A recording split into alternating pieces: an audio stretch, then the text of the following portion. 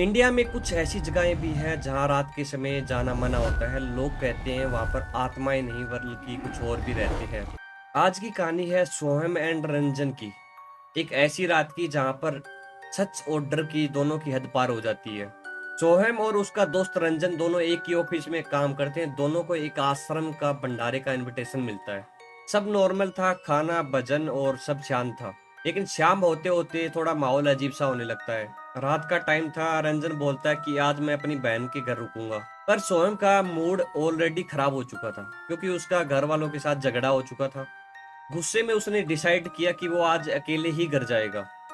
रात के 8 बज चुके थे। सोहम गुस्से में चलते चलते एक पुराने ब्रिज के पास पहुंचता है। लेकिन वो ब्रिज एक शमशान के पास था। लोग कहते हैं कि रात को यहाँ पर नहीं रुकना चाहिए, लेकिन उसने सामने देखा तो रंजन आ रहा है। वो उसे देख के हैरान हो गया। बोला कि तू यहाँ क्या कर रहा है। रंजन ने कहा कि पापा की तबीयत खराब हो गई है, मम्मी का कॉल आया है।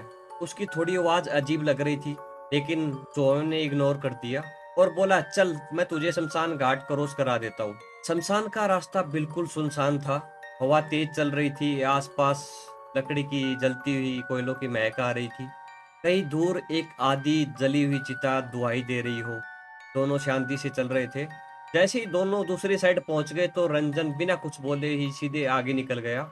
उसने पीछे मुड़कर भी नहीं देखा, लेकिन सोहम को ये थोड़ा अजीब लगा, पर वो वापस मुड़ गया। अब सोहम अकेला था। तभी उसको लगा कि कोई उसका पीछा कर रहा है। फुटस्टेप्स की साउंड आ रही थी। वो रुकता है तो फुटस्टेप रुक जाते हैं, वो चलता है तो फुटस्टेप चलने लगते हैं। धीरे धीरे डर बढ़ने लगा और उसने स्पीड बढ़ा दी। तभी उसकी नजर एक पत्थर पे पड़ी और जो उसने देखा, उसको देखने के बाद उसकी जिंदगी अचानक से बदल गई।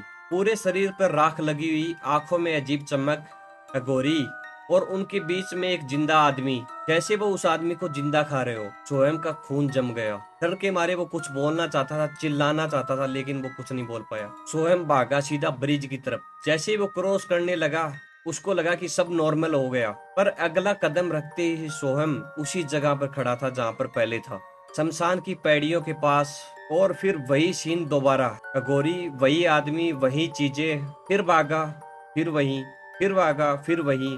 बार बार वो भाग कर जाता, लेकिन वही जगह वापिस आ जाता था। सोहम को कुछ समझ में नहीं आ रहा था कि मेरे साथ ये क्या हो रहा है। वो एक टाइम लूप में फंस चुका था। सोहम टूट चुका था। अब उसे लग रहा था कि वो कभी नहीं बचेगा। तभी उसे अपनी दादी की याद आ गई कि जब भी तुझे डर लगे ना, हनुमान चालीसा पढ़ना स्टार्ट कर देना। और सोहम ने अपनी आंखें बंद की और जोर जोर से हनुमान चालीसा पढ़ना स्टार्ट कर दिया। जय हनुमान ज्ञान गुण सागर। जैसे जैसे वो हनुमान चालीसा पढ़ता गया, हवा और तेज हो गई, आवाजें चिल्लाने लगी और अचानक सब कुछ चुप हो गया। जब उसने अपनी आंखें खोली तो वो ब्रिज के दूसरी साइड पार कर चुका था। अब वो इस मुसीबत से बाहर आ चुका था। अगले दिन रंजन गायब था। कई दिन बाद वो जंगल में मिलता है बेहोश।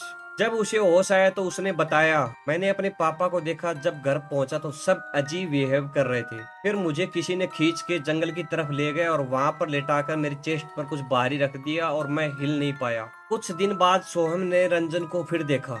सब नॉर्मल लग रहा था, पर जैसे ही रंजन ने उसकी तरफ देखा, वो हल्का सा हंसा और एक डरावनी स्माइल धीरे से बोला, उस रात तेरे को ब्रिज क्रॉस करने से किसने रोका था।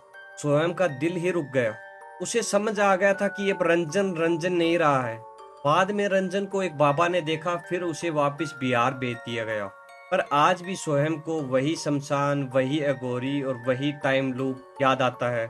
सबसे डरावनी बात, कभी कभी उसे लगता है कि वो अभी भी उस रात से अभी तक बाहर नहीं निकला है। अगर आपको ये स्टोरी अगर पसंद आती है तो लाइक और सब्सक्राइब करें। मिलते हैं नेक्स्ट वीडियो में।